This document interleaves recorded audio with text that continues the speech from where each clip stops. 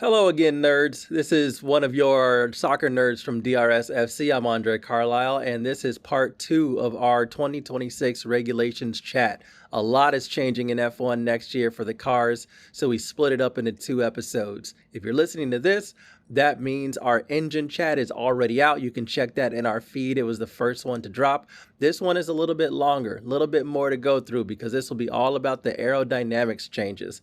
There are several things changing here in terms of Venturi tunnels, what's happening to the underfloors of the cars, or what's not happening. Also, X mode, Z mode, all those things. It's going to be a lot. So buckle up. We have a lot to get into, but it's a fun conversation. And we also talk about why these changes are being made and if they will have the intended result on the track. So a lot to get to. Let's get to it. Steering wheel, somebody tell him to give it to me. There's something loose between my legs. I don't know. Let go! I'm heavier than a freaking boat. Nothing he can say can make that any better.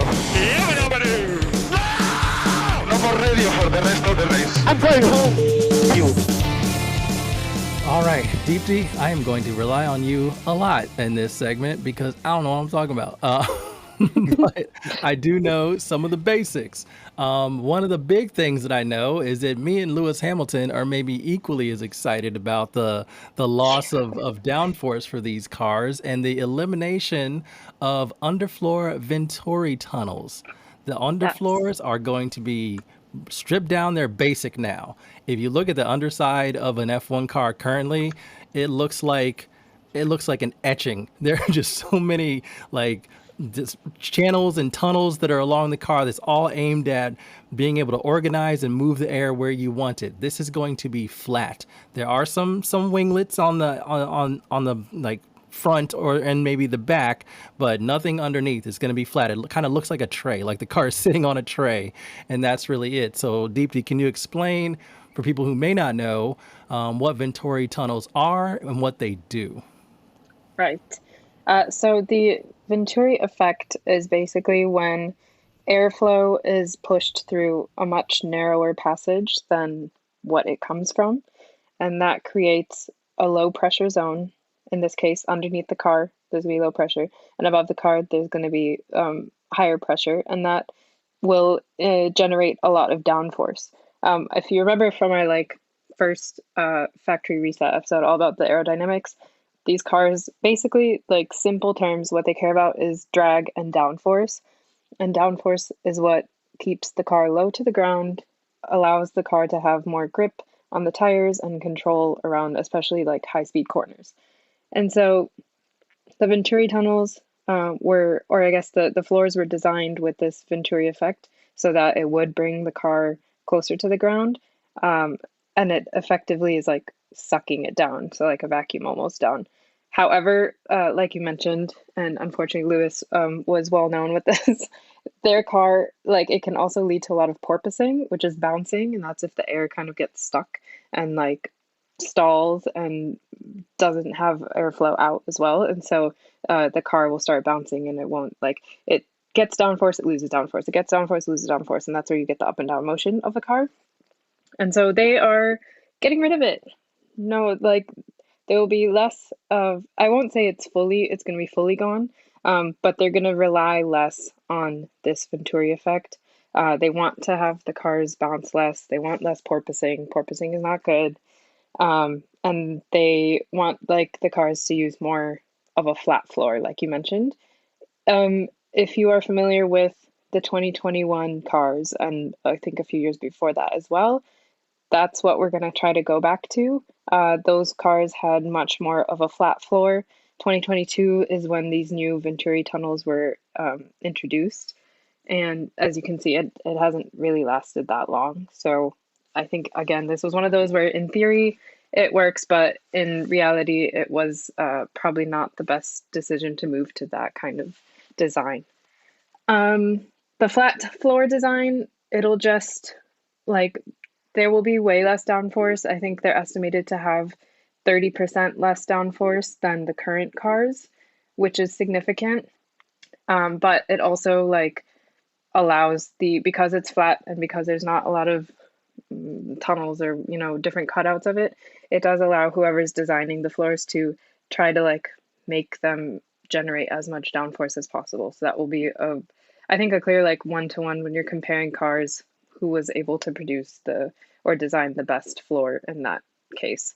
When we say flat, it's not like, I mean, it might look just like a slab, but when cars are going this fast, every little cut or nick or like, I guess, reshaping of the side of it even will make such a big difference.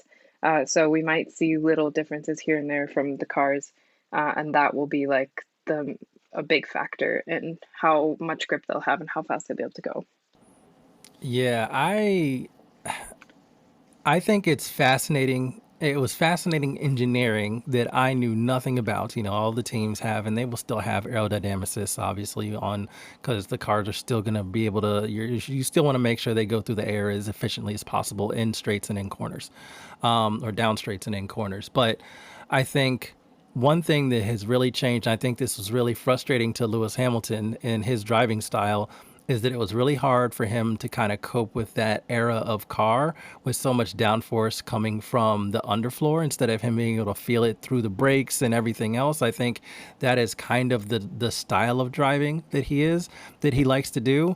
And a lot of other, you kind of think about how significant just the underside of think about that. Like if they flatten the underside of the car, the underfloor of the car, you lose 30% of downforce. That kind of tells you how important they were. But also it kind of means drivers are more like pilots than like actual drivers, because you're having to maneuver the car through the air in such a particular way to maximize it and get the fastest possible lap time you can out of it. So I think this is a tremendously huge deal. And I think it is going to, like, drivers who are very comfortable with these cars might struggle a little bit. Drivers who've been struggling with these current, underfloor, with all the downforce coming from the underfloor, you might see them change a little bit. So this is another interesting thing about how when regs change like this, you see different drivers and different skill sets swap around and become maybe more important. Now, I don't think this is something that's going to make Max Verstappen finish like 12th every race. He's too good for that.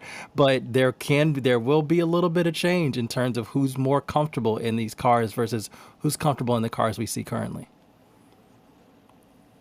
I think this is going to be, I don't know if it'll be the biggest change, but it'll be the one that perhaps most drivers like the most. And I think, it's funny, in NASCAR, they have a lot of parts that are standardized, right? Everyone says the same thing, and this floor kind of reminds me of that. We're like, hey, we're getting rid of all, you're not going to etch this thing the way you want. Just put a floor on there, flat one, and make it count. And I think now, as you mentioned, the shift from being a pilot to a driver is going to be a little bit more pronounced. And I feel like a lot of the drivers, whether they are going to excel at this or not, are going to welcome this change a lot, because they're like, it puts more of the power back in their hands, as opposed to, again, how the etching at a plant may have gone a millimeter to the left or a millimeter to the right, and now this car is is flying left to right, porpoising up and down. Now it feels like it's a more standard package, and also probably allows the aerodynamics people at each of these places to focus on other aspects of how they can make this car as fast as possible. Yeah, and that actually leads us right into our favorite. F1 needs to like consult some people when they're going to name things, because like mom mode, we could have told you that's probably not going to be the tremendous thing you want it to be. If you're talking about like push to pass, sounds a little childish, but I'll take that over like mom mode. And now for wings, it's active aerodynamics. So wings will be able to move and change throughout the race, and you are going to have X mode and C mode. That's right. That's what they're going with. So X mode is your low drag mode. Basically, Deepti, that is what you said. That is DRS. Is the wing being open? It's the wing being like it producing as much or getting low drag so that you can go and enhance the speed on the straights. Z mode is your high downforce mode, which is going to be interesting because that mode has a lot to do. As we mentioned, the underfloor is you're giving up about 30% of the downforce on the car. So this mode is going to need to make up for a lot of that. So you're going to see two probably pretty extreme setups between the two. And it's probably going to be pretty cool and very different to see the cars as they move around the track, to see the different elements of the car moving and shaping, your front wing and your rear wing. I think it's going to be very, very fascinating. And real quick, if you want to know how important this is, if you have been watching F1 throughout this season, Jack Doohan, remember him? He was at Suzuka, and for some reason, I think he said because in the simulator he could get away with it, at Suzuka on the main straight, he left his DRS flap open as he went into the first turn and had a very scary crash into a wall. That's the difference. You need to make sure that is closed, and when it is ready to corner and turn that car, that everything is changed on the car so that you can actually do that and do it safely. So again, I think I don't know if this is going to be teams programming this happening for each track, or if drivers are going to have to press a button. I'm not sure exactly how it's going to work, but you could see some very interesting things happening if one mode maybe is extended into the other, or of course, anyway, if you have Z mode and you're on a straight and you're there maybe for like a half second, you've lost your ability to hit the top speed that others will be doing on that straight. So I think this is going to be fascinating and also potentially quite dangerous. I hope it's programmed because me too. Them having to go back and forth constantly, right, between X and Z, right, and figuring out which one is which is going to be an issue. Just like you said, we've had people who were penalized because they opened up the DRS flaps too early in a race. You mentioned the Jack Doohan example of when they failed to close it on time, and so I feel like this is going to be something that will be programmed in some way where they can, they don't have to worry about that because they already have so many buttons. Now they got to add a mom button. They got to take out the DRS button. I'm going to jump in really quick because what I heard, and this was still from what I read from a year ago, so things could still change and they might have changed, but it's not programmed in. It's like the driver will have to activate it.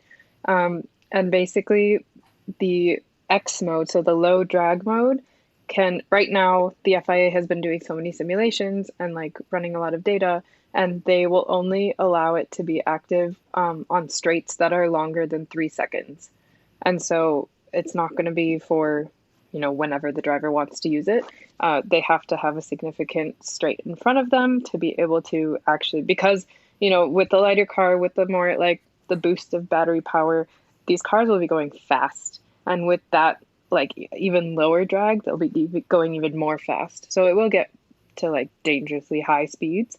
And so they want it in a place where drivers will be able to do that for, I guess, a longer portion of the track and be a bit more controlled and be able to see where they have to end. Then Z mode will get deactivated either with a button that the driver does, or if the driver presses on the brake, that it will deactivate and the flaps will close again. And so hopefully that will limit any sort of accidental openings or accidents waiting to happen. But one interesting thing is this is not meant to be an overtaking aid. It is simply an efficiency aid. And so they can open it, like I said, if they're on the straight, they don't have to be within a second of a car. It doesn't matter where the other cars are around you. If you're on that 3 second straight, then you can use it. So long straights, right? Long straights over 3 seconds. But as we know, there are certain courses that don't necessarily have a quite straight, right? It's kind of a curved straight. Is X mode going to be able to be applied to those curved straights? Especially, we've seen some places on this grid where DRS zones were on curved straights and not necessarily, something like Miami that's just a kilometer long, straight line. Is it going to be where those curved straights are involved in the X mode, or are those out? That I'm not sure. I'm assuming that FIA will still have, for each track, they'll have to decide what is considered a straight. The one that I saw that was like the example, it was very clear what like the straights were actually straight, and then even parts that were wide turns or like somewhat turns and then go into a shorter straight, they didn't have the X mode activated. So that's a good question. I don't have an answer to that. I guess we'll see as like the races go on, or maybe FIA will put out something where it'll say, because obviously the drivers will have to know when and where they can use it. And it'll, come back down to that seems like a lot of information to like remember, like, oh, can I use it here? Can I not? So I don't know if it's something that if they're not, if there's like a detection zone again, so like if they're not on a proper straight, that even if they try to use it, they won't be able to. I'm not sure. I'm hoping that there's going to be, that those things have all been thought of, and that FA, once they put out their final regulations and tell us with each of the tracks, that we'll have more of an idea of what it really means. I think the biggest thing about combining X mode, Z mode with the mom mode and all these other modes that they're changing, right? I think the biggest thing is something that you alluded to, Deepti, is that Total Wolf, like last week, said that with their testing, their latest round of testing, they're expecting cars to go over 400 kilometers an hour, which is close to 250 miles an hour. That is about a 30 mile an hour difference between the top end speed of what these cars are now. That's an incredible difference. We can see a bunch of lap records being set next year, really shattering some records, including some that are very, very old. And I also think that with the shrinking of the car very slightly, these modes are going to be used for, I feel like there's going to be a lot more overtakes on curves because the cars will be smaller. There's going to be a little bit more of an angle. The apex isn't going to be nearly as tight, and there's going to be that speed factor there. That can be a good and bad thing about when you utilize it. But if people like these cars going vroom, vroom very fast, these cars are going to go vroom, vroom very fast. And so we'll see that quite a bit next year. And I think it's about how some of these drivers are capable of holding on to it in the curves with those extra G forces that sometimes get up as high as 8-9 Gs. 9 Gs, by the way, is blackout. So this is going to be something to really watch. And while we see these speeds, and obviously the guys want to go fast, there is a limit to how much these bodies will be able to take. Yeah, and we mentioned 30% less downforce, so there's going to be less grip. And like I think we'll mention with how the cars are getting smaller, the tires are getting slightly smaller as well. So that also means a tiny bit less grip, but of course it will all add up. So with that, there's also a 55% less drag. So that's a lot, not a lot less drag to hold the car back. And this has to do with not just the modes with the wings flapping up and down, but also just a sleeker car and like some components being taken out so that there's less resistance. So yeah, expect to see many new records next season. Yeah, and I think honestly, I think it might not happen next season. It might take a while for teams to figure out how to make that speed last consistently. Because I think one of the things that we've seen and heard them complain about, and before he was gone, Christian Horner was the loudest voice about this, is that like at a track like Monza, the battery was draining its power before the end of the straight. So you really either had to downshift or to get some more battery back or whatever to go straight into just using the internal combustion engine. And cars were slowing down before they would get to the turns. And so because of the restrictions and the draining of the battery power, which is now, of course, 50% of your power, and the loss of the downforce from the underfloor, you might not see cars. You might see lap times that aren't exactly quicker first. You actually might see 2 to 3 seconds slower. But I think as they continue to refine the regulation set, which is something that they always do, that will change, but I think it's going to take a lot of getting used to. So you'll definitely see that acceleration. I think coming out of corners, coming out of turns, you'll see a real intense acceleration. But until drivers and teams get used to this regulation set and how they should alter the car going around the tracks, the various tracks, you might not see that optimized for maybe a season, maybe even a season or two. So it is going to be fascinating. We'll see. I would love to see how these tires, especially now that they're going to be a little bit smaller, Yeah. even though the cars are lighter, like how these tires hold up over the course of the race, and if they kind of have to rethink the math on hard versus medium versus soft tires. Yeah, actually, let's get to slimmer because I think I know we talked about aero changes, and actually, before we get to the slimming of the cars, Deepti, did you have any other notes that you wanted to give us on aero changes, X mode, Z mode, any of the underfloor changes? I do want to mention a couple more aspects of like the just elements that are redesigned that will affect the aerodynamics. One, so I mentioned the lack of Venturi tunnel and Venturi effect. So, like I said, it's not going to go away completely. It's just mainly that right underneath the car, the underfloor won't have as much of it, but where it'll come in is like the side pods. So the side pods will be slightly redesigned just to focus more on airflow management. There's something called in-wash and out-wash, and it's in or out of like where the air is directed. So those will kind of be redesigned, and that will kind of create that tunnel effect. And then the wings itself, I think, are a little bit different. And so the front wing will have like different new fins on the outside. They're going to be a bit narrower, but they'll have new fins that could be one of the places where teams can innovate a bit, experiment a bit. Same thing with the rear wing. They're going to have some end plates. And I think I was reading up that this was an element that used to be on previous cars, and like Aston Martin was using them, but then got in trouble for using them at some point. And so now they'll probably be happy to bring them back so they could work.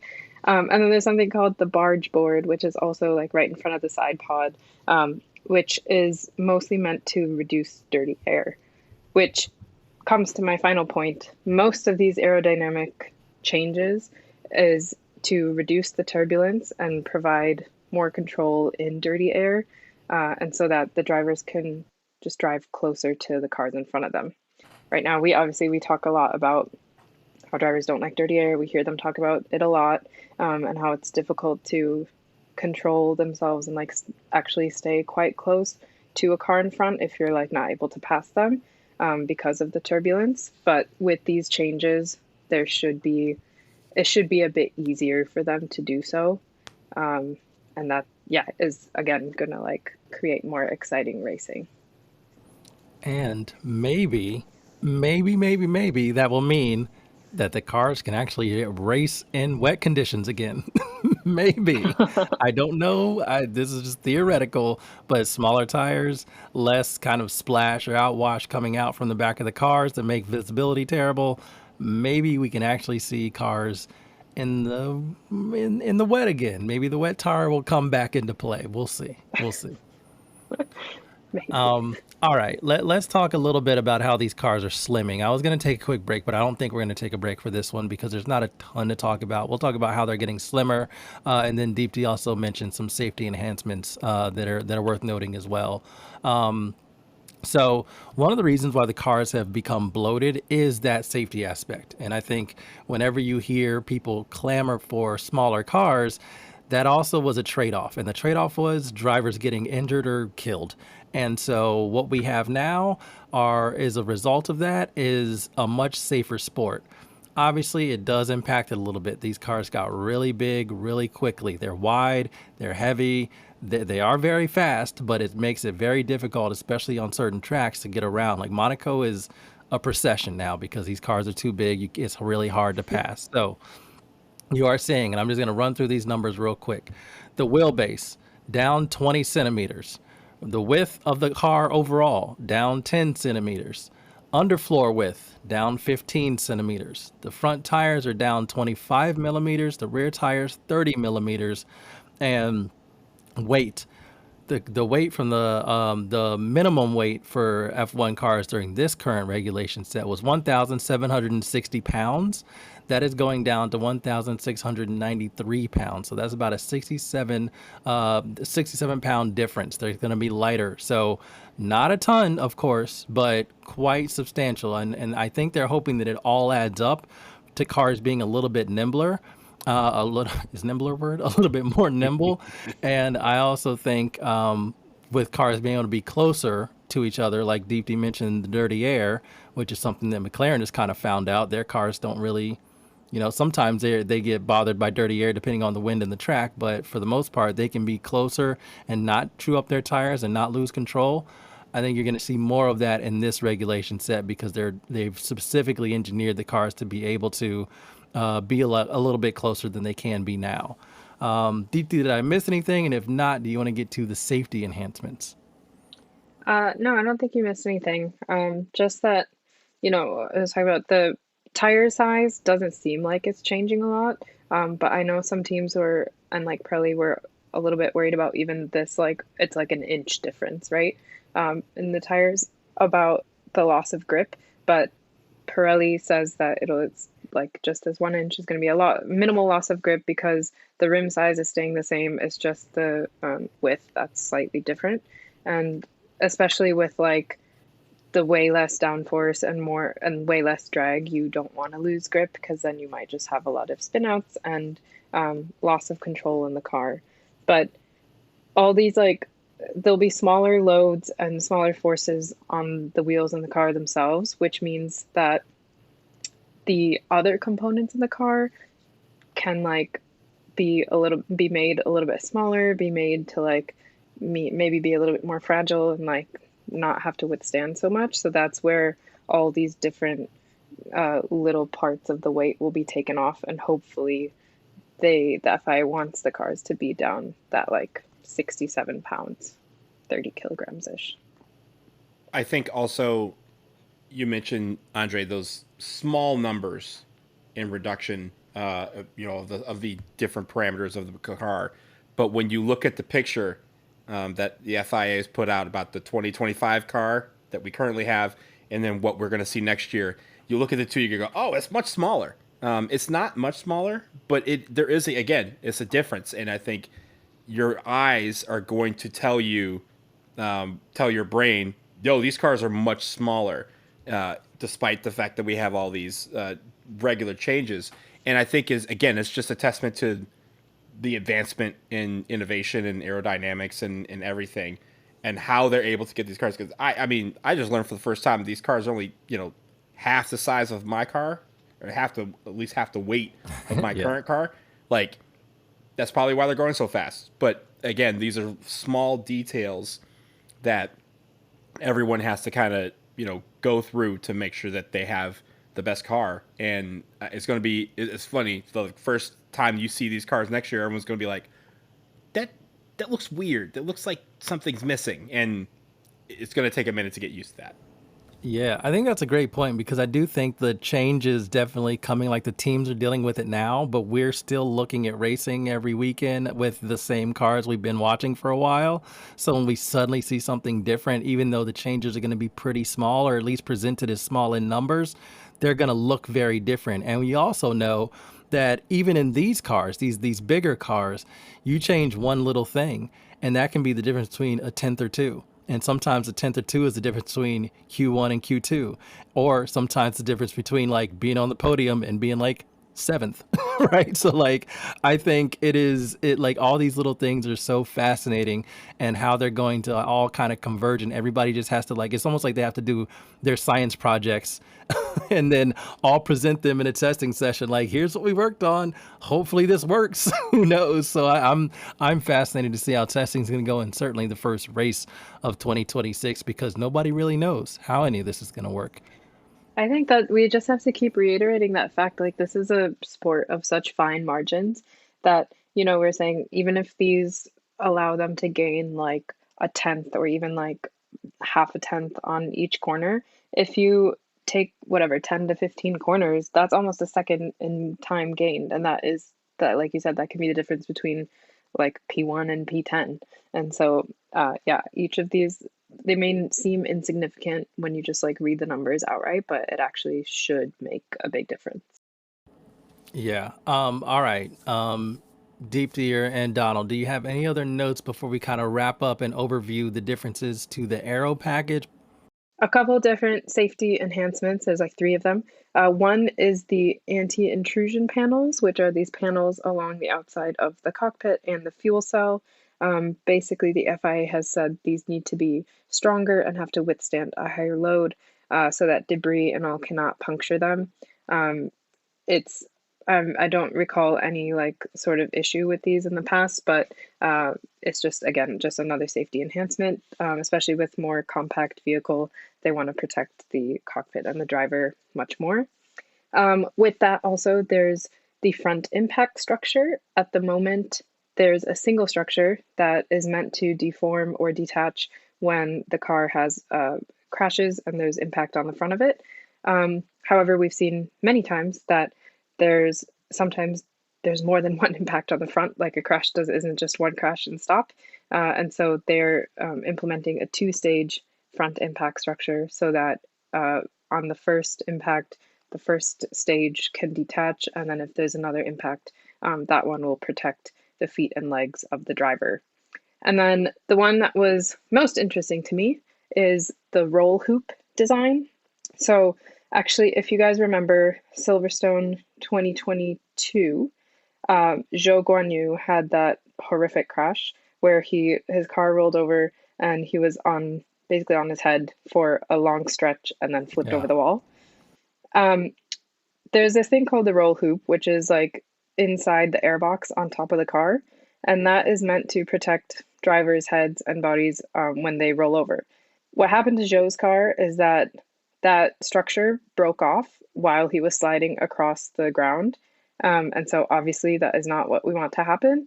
And so in 2023, there was a new regulation that was quickly made that they used to be triangular in shape and now they had to be rounded because they, I guess, found out in the investigation that it broke off because of the triangular part, or like the pointy top of it got stuck in the ground, and then that's why it like tore off. So with the more rounded structure, there was not really a chance of it getting stuck in the ground. This regulation is also based on that crash, but it has to be able to withstand way, way more force than what it currently does. And what it currently can withstand is a lot. And so I saw a video with like a Mercedes engineer, and at that point, he was like, the structure can withstand 140 kilonewtons, which he said was the equivalent of 18 F1 cars stacked on top of each other. And that was then. What they wanted to increase to is 180 kilonewtons in force, roughly. Or another way to put it is they had to hold 16 Gs of force, and now they want it to go up to 20 Gs. So quite a significant increase. What's interesting though is that they don't expect much weight to be added to the component. They're just like find stronger materials, I guess, that are also lightweight. And so they're like, this shouldn't be one of the areas where you add weight, but it has to be also very strong. And so that the engineer was like, this is going to be really, really tough, but we don't have a choice. We have to do it, and it's for safety reasons. That is fantastic. And also, I'm so glad you brought this up, because now we get to say, we told y'all it was going to get nerdy. It just got real nerdy. Was that a kilonewton you said? Yes, a kilonewton. I have never heard of a kilonewton until now. Also, you mentioned, it's equivalent of 18 F1 cars stacked on top of each other. There is a Lance Stroll joke in there, but I'm going to let it slide because we're talking about safety. Fair enough. Even on the nerdy ones, he can't catch a break. I know, right? He catching strays no matter what. If we're at microphones, Lance Stroll is catching the stray. It's just the way it works. All right, let's wrap up the Aero chat and talk about the quick kind of give you cliff notes on the changes. I guess they're spark notes now. I just dated myself. And then we'll get into what does it actually mean. I have a few like in theory versus in reality things that I want to pose to Donald and Deepti about what they think these changes might actually do in reality. So let's real quick go through the changes. So the underfloors getting much more standardized. Venturi tunnels are pretty much gone. You can have your entryways and some of your exits, but in terms of the underneath the actual floor itself, the base of the floor, that is no more. That is going to cause about 30% less downforce. The way they're going to try and make up for that is with active aerodynamics. So the cars, instead of just DRS being able to pop open the rear wing on a straight, You're going to be able to do that no matter what. That is going to be called your X mode, which again, they got to work on these mode names. But X mode is going to be your low drag mode, and Z mode is going to be your high downforce mode. So that's your cornering mode. And then, of course, you're looking at the cars getting a lot slimmer as well. I say a lot, but again, it's all relative. We'll see. These are cars that are pretty big already, but changing them a little bit, changes to every piece of in terms of their width, the wheelbase, the underfloor width, the tire size as well, front and rear. And then also they're getting about 67 pounds lighter, plus some of the safety enhancements that Deepti just went over and mentioned kilonewtons. Kilonewtons. There you go. I nailed it. All right. Those are the quick bite-sized changes. So, okay, let's take a quick break and then get to what it all might actually mean on the track.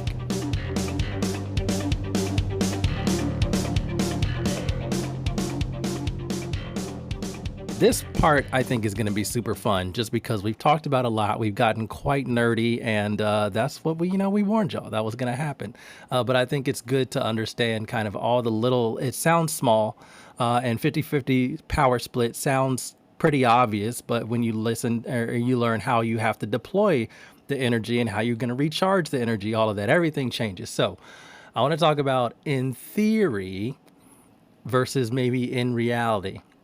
So I think we've already kind of talked about this, and I want Deepti, your thoughts on this as well, because you know more about downforce than I think both of us. No disrespect, Donald, I'm speaking for you on that one, but I think you'll agree. You're right.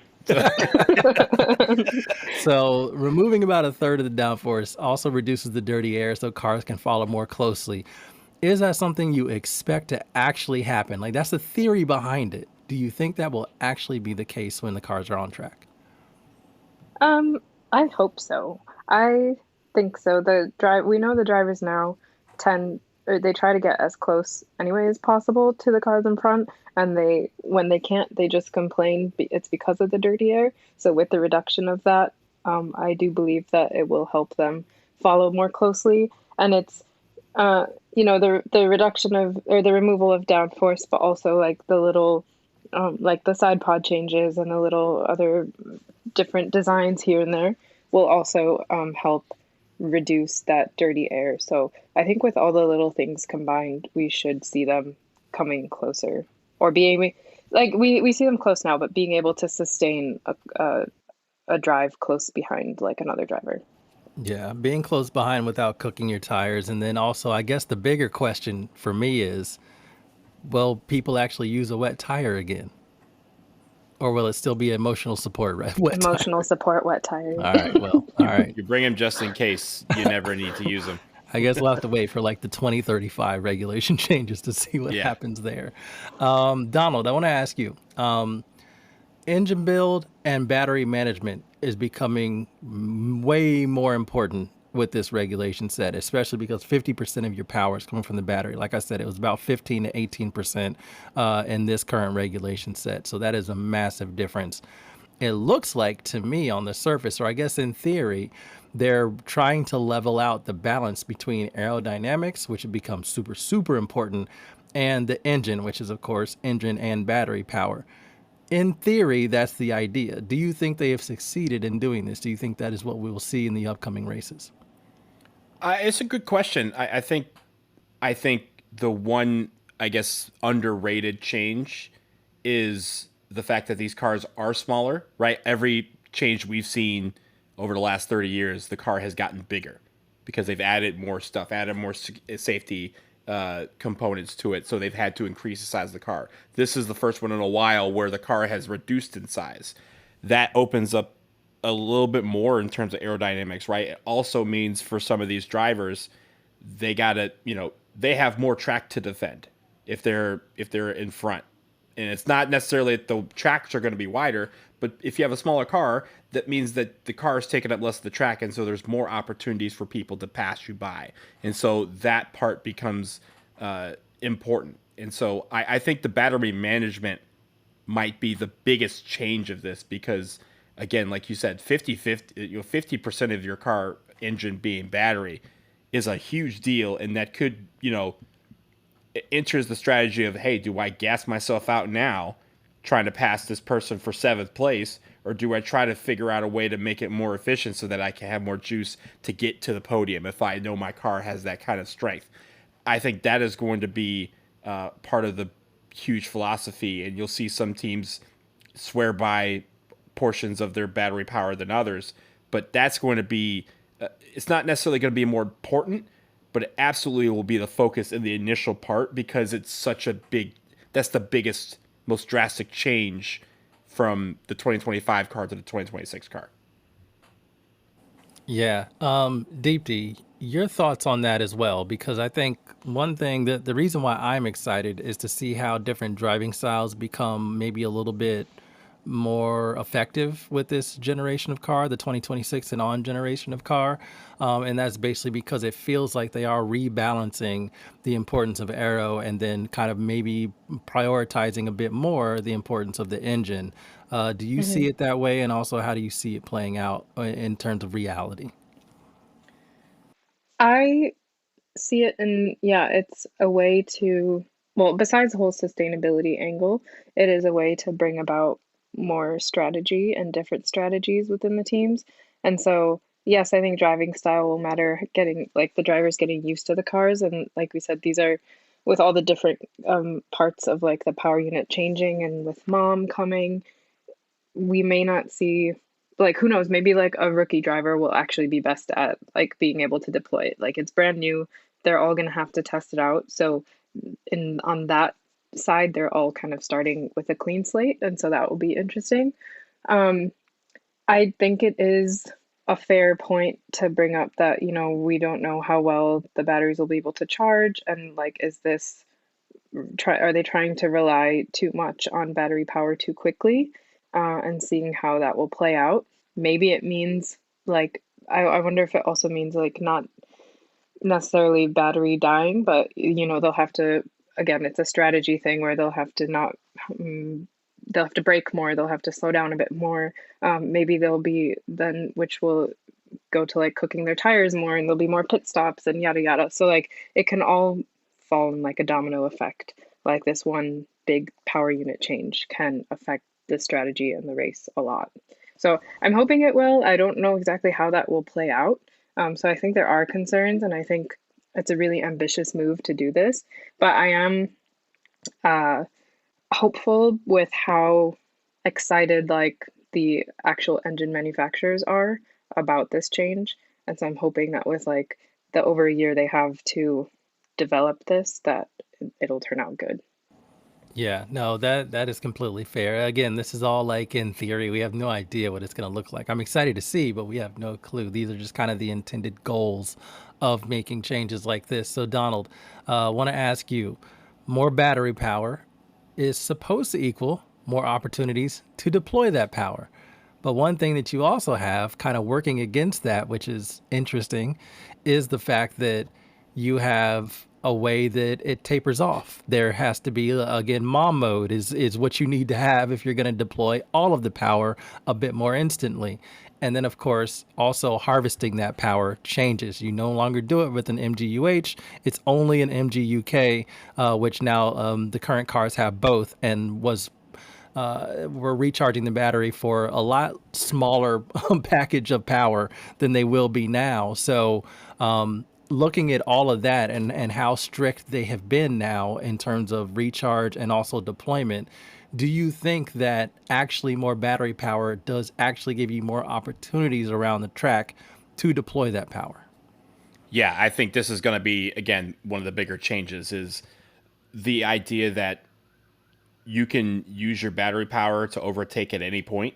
Mom mode can be initiated at any point in the map of the lap. You have X and Z being implemented at different times throughout the race, and you have to pick and choose when you do it. You have to pick and choose when it's important.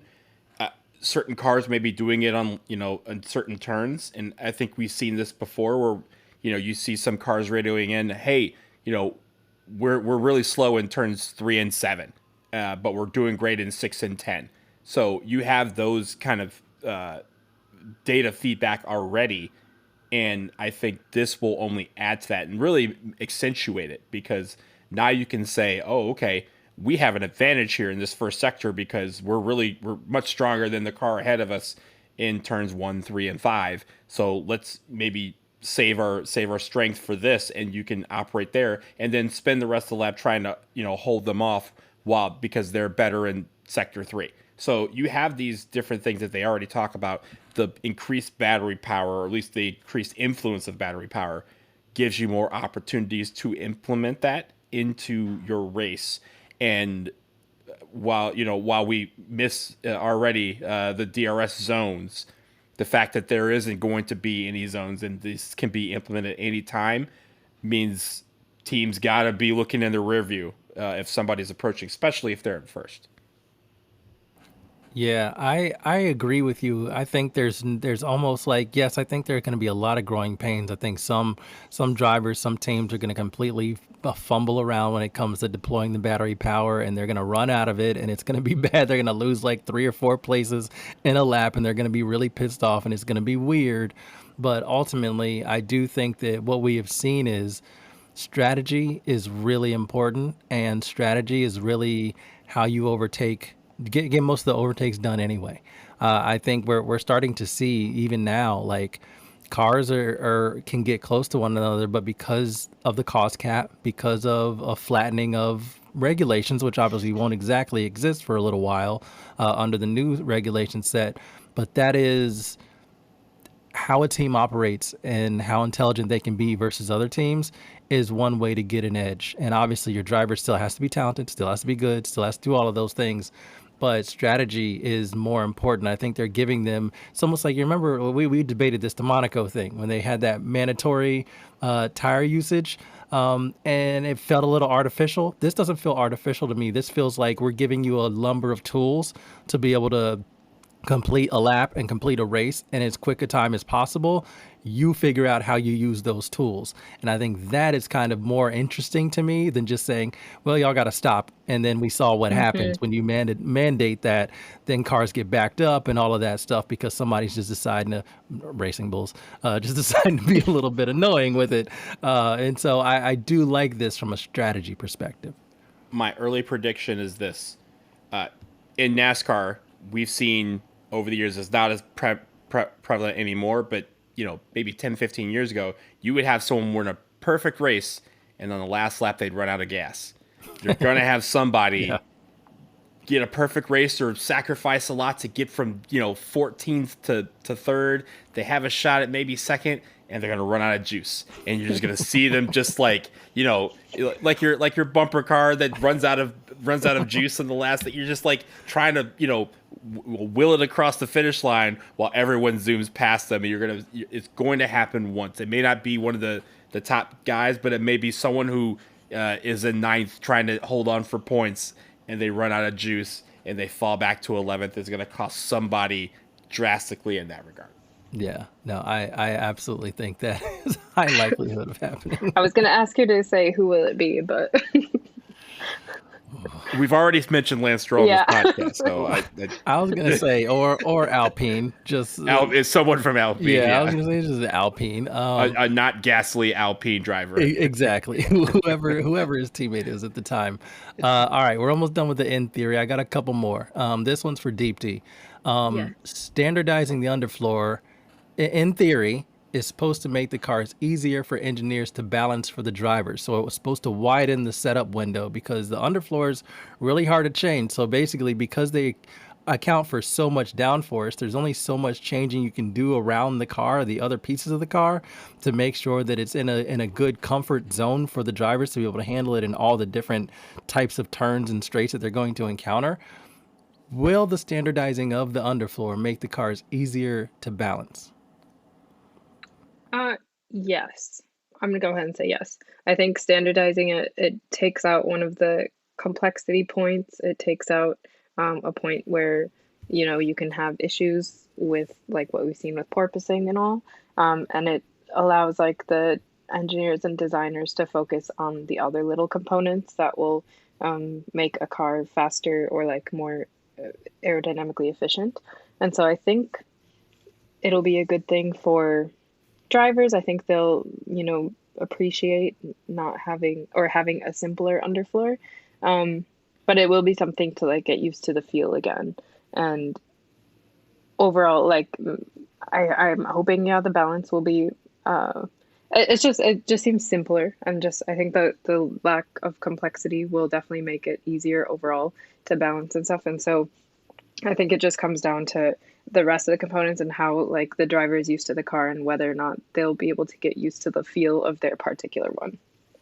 I want to pose to you, Deepti, another question related to that, and Andre as well.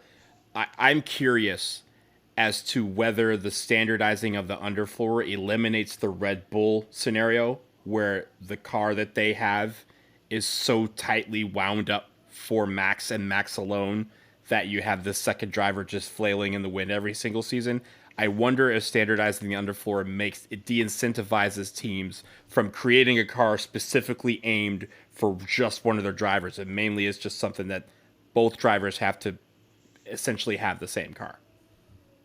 I don't think it will necessarily change that fact. I think there's too many other components that make Max's car Max's car. And also, like I had mentioned before, like the flat floor is not new. It's something we saw in 2021, and like obviously we know what happened that year, and like how Max's car was a good car, and so, um, I do think like I don't think it's that drastic in the sense that both cars will be more similar.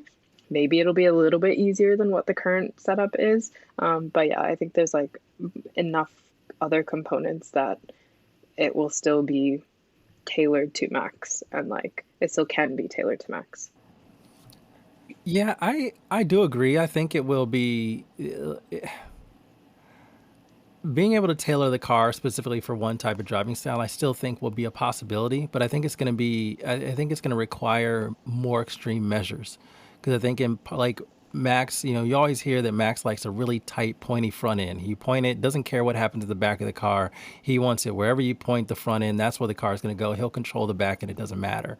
I think it's still going to be doable, certainly, but I think it's going to create a more dramatic setup than maybe what you even have now. So maybe like, I mean, and it feels, it feels wild to even consider this, but it might be even more undrivable to certain drivers because of the extreme setup. Because you're going to have to use, like, you can't rely on the underfloor to do that as much. So you're going to have to look at the side pod. You're going to have to look at the what is it, Z mode, right? You're going to have an extreme Z mode with the car as well. Like, and I think that's going to be very, very interesting. And maybe it does help them. Maybe he has his extreme Z mode setting and his teammate does not. Maybe they have a more balanced one. So it might make it easier for Red Bull. I don't know. I just think I talked myself out of my point. But I do think that it does feel like it's going to be harder to make the cars more extreme because you don't have the automatic points of downforce that you're getting from the underfloors. And again, like Deepti said, these aren't exactly new. The flatter ones aren't exactly new, but it is in this era that they really chase the design of the cars to give Max more and more and more front end that he wanted. He just kept wanting more and more and more, and they were able to do it. I don't know if they're going to be able to do it in this regulation set, and that's what's going to be fascinating. So there you go. I answered both ways, so I can't be wrong. I have one last question for you both. And again, this has been a long one, but a very important one. And I thank both of y'all for sticking with me and for nerding out with me, because it's been fun to do. And it'll be very funny to look back on this and see how right or wrong we were. But here it is, the last in theory. In theory, cars will be harder to drive, which should separate drivers more based on their driving skill rather than setup or the dreaded downforce wars that we've kind of gotten into with this current iteration of car. Do you think that is that's in theory? Do you think that will actually happen in reality? I'll start with you, Donald. I think the cars will be harder to drive. I think what could be the end, or at least the immediate result of this is, we had the most rookies this year that we've had in a very long time, since 2001, 2001.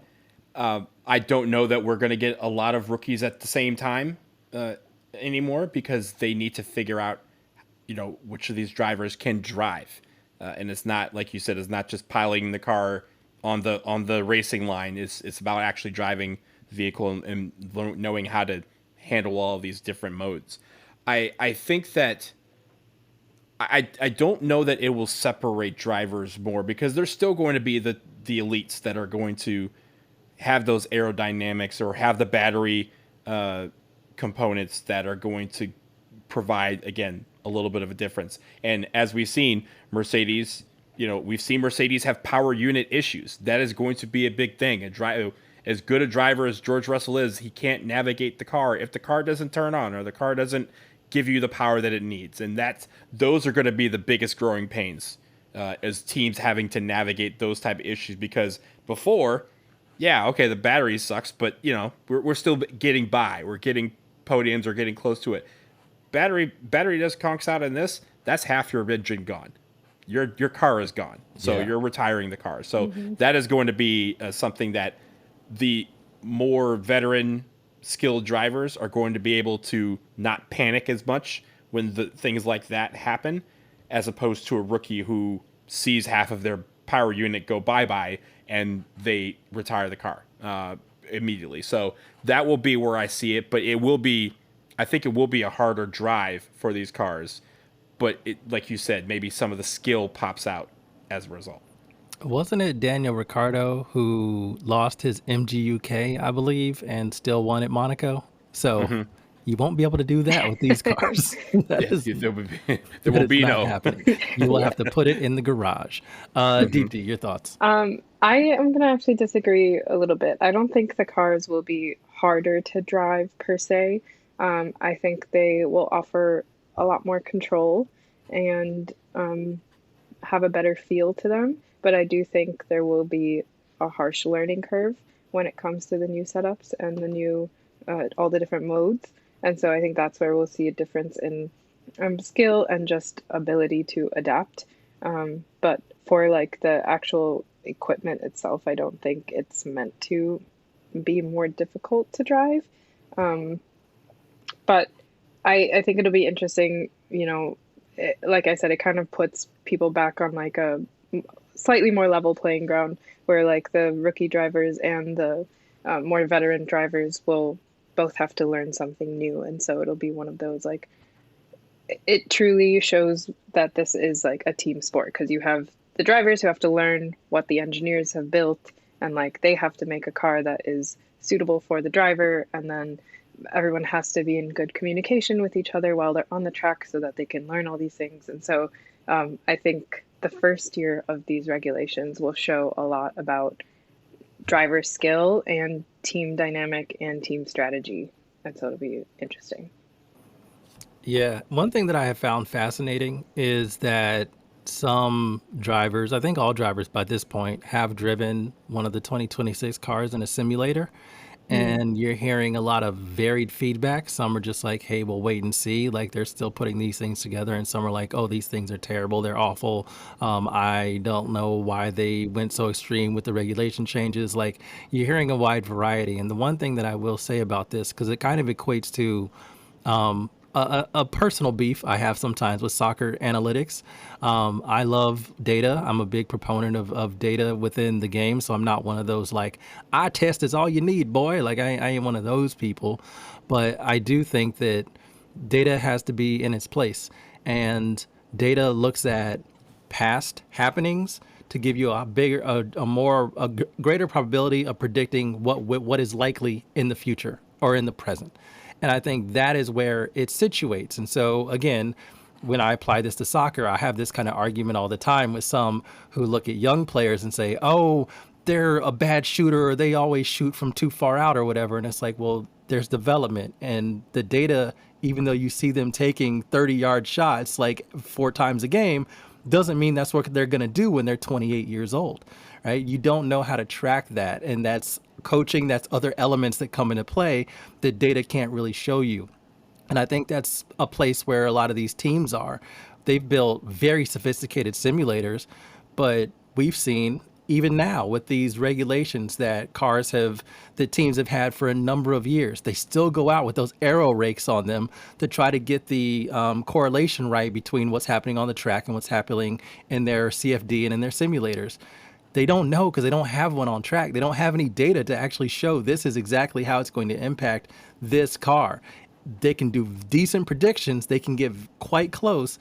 But as we know, and we talk about, the margins are so fine. So some of these drivers who are complaining might actually really love the car when they actually get in one. And some who think, oh yeah, this will be fine, might actually end up hating it when they actually get in one.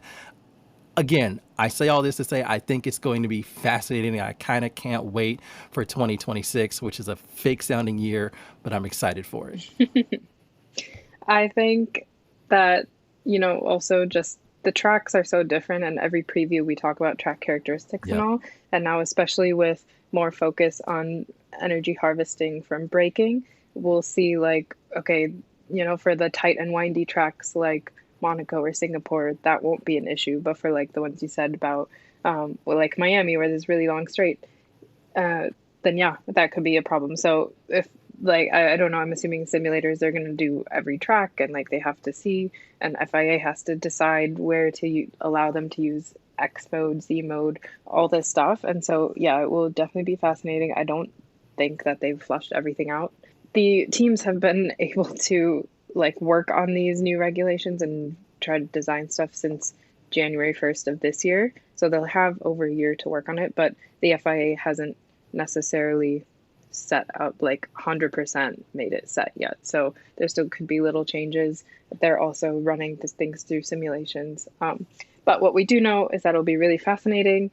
And I think for me, what will tell me if it's a success or not is if we get more overtakes on the tracks that you don't really see more overtakes on. So Monaco, I won't really say just because that's really narrow anyway. Yeah. And I think the size of the cars are still too big, but Spa or the Hungaroring or even Singapore, maybe those ones where we don't often see too many overtakes. If we do get a little bit more of that and more close racing, then I think it'll be a success. Yeah, I completely agree. I'm really excited for this. So again, thank you both for joining me for this. This has been a tremendous walkthrough of a lot of theorizing of how this might impact it, but also wanted to go through the actual steps. And as Deepti said, things could change, so as the teams get the cars on track and they see, you might be able to see either more gradual energy deployments or whatever to make sure they hang on to that power. So there is a lot to figure out with these new generation of car, but I think ultimately we've heard that the changes are extreme. They are leaning towards a more sustainable pathway. I think it is fascinating to see F1 kind of take the lead with this, and I think you're going to see hyper acceleration from some of these cars, and it's going to be really fun to see, and give teams and drivers a lot more tools to be able to utilize on the track. So I am excited about that aspect of it as well. So very excited for 2026. Obviously, we have a lot more coming to you for 2025. Racing is about to get back underway already, probably is by the time you're listening to this. We have a driver's championship between two teammates, which is always fun. We got the rest of this season, try to figure out if Ferrari can get on a podium, or Lewis Hamilton, I should say, because Charles has been on a few. Lewis Hamilton can get on a podium in a Grand Prix. There's a lot to talk about, so we will be there. But thank you for listening to this and nerding out with us. So for Donald and Deepti, I'm André. Vroom, vroom. Vroom, vroom.